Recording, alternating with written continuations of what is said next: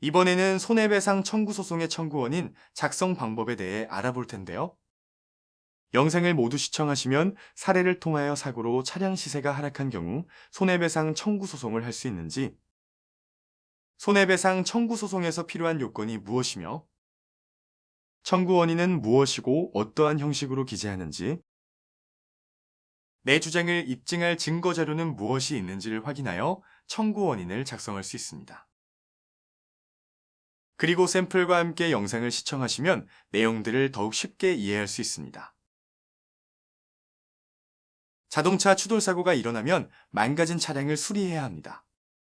하지만 망가진 차량을 수리하더라도 사고 이력이 남고 원상 회복이 되지 않기 때문에 차량의 시세가 하락하는데요. 이것을 경락손해라고 부릅니다. 이번 영상에서는 경락손해가 발생했지만 보험사에서 보상을 거부할 때 손해배상 청구 소송을 제기하는 방법에 대해 알아보겠습니다.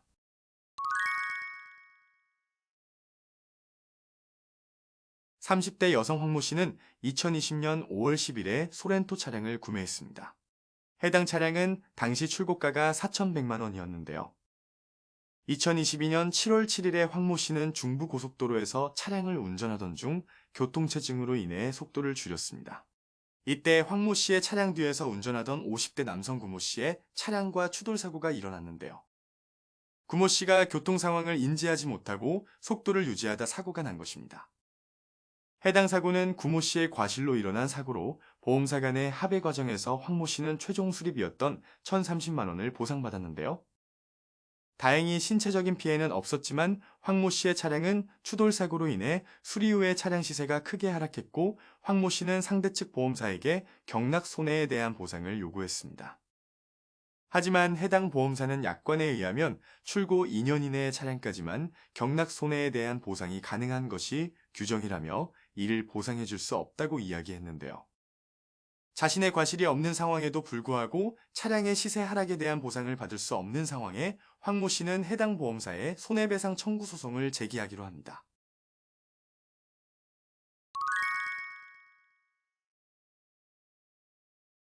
청구원인은 소송을 제기하게 된 원인이 무엇인지 설명하는 것입니다. 즉, 요건 사실을 잘 설명하여 법률 관계가 발생하게 된 구체적인 사실관계에 대해 기재하는데요. 손해배상 청구 소송은 피고의 불법 행위로 원고에게 손해가 발생하여 피고에게 배상 책임이 발생하였다는 사실입니다.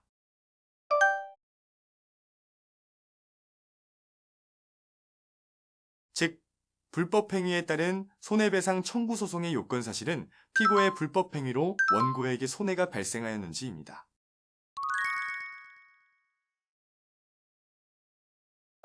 청구원인은 앞서 설명한 요건 사실을 주장하면서 나의 주장을 뒷받침할 수 있는 입증 자료도 함께 제출해야 하므로 나에게 발생한 상황에서 어떠한 증거가 있는지 확인하고 그 증거를 기반으로 청구원인을 작성해야 합니다.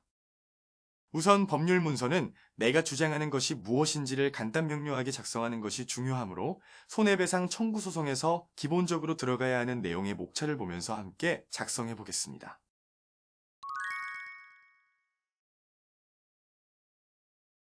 당사자들의 관계는 사건의 배경을 파악하기 위한 항목으로 원고와 피고의 사이가 어떤 관계인지 간략하게 설명합니다. 교통사고 사실 확인원을 제출하여 원고가 교통사고 피해자인 것을 입증하였고 보험 가입 증명원을 함께 제출하여 피고가 가해 차량의 보험자인 것을 입증하였습니다. 그리고 가해 차량 운전자도 별도로 기재하여 원고 또는 피고와 어떠한 관계인지 함께 기재하였습니다. 손해배상 책임의 발생은 상대방의 불법 행위로 인하여 원고에게 손해가 발생한 사실에 대하여 설명하는데요. 그래서 우선 가해자의 전방주 시태만으로 원고에게 손해가 발생하여 가해 차량의 보험자인 피고에게 배상 책임이 발생한 경위를 설명하였고 손해배상액을 입증할 수 있는 수리비 및 수선 내역서를 증거 자료로 제출하였습니다. 그리고 대법원에서 불법 행위로 인하여 물건에 중대한 손상이 있다면 가격 하락에 대한 손해도 일반적인 손해에 해당한다고 판결한 취지에 따라 피고가 경락 손해를 배상하여야 한다고 주장하였습니다. 다음은 원고에게 발생한 피해 상황을 설명하는데요. 이번 사례에서는 원고의 차량에서 어느 부분이 파손되어 수리를 하였지만 차량의 성능이 회복되지 않는 상황을 상세하게 기재하였습니다. 그러므로 손해배상 책임 발생의 소결론은 피고는 가해 차량의 보험자로서 민법 750조에 의하여 원고의 손해를 배상해야 한다는 취지를 기재합니다.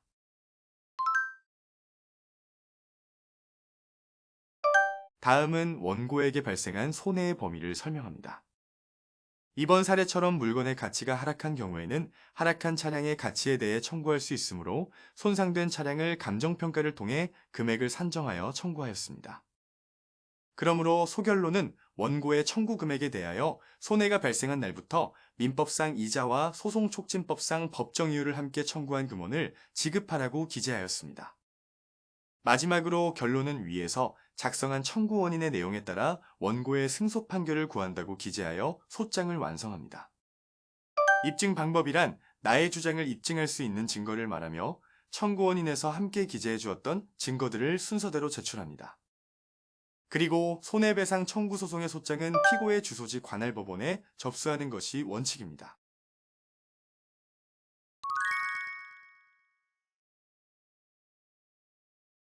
이번 영상에서는 상대방의 불법 행위로 물건 가치가 하락한 경우에 손해배상을 청구하기 위한 청구원인 작성 방법에 대하여 알아보았는데요.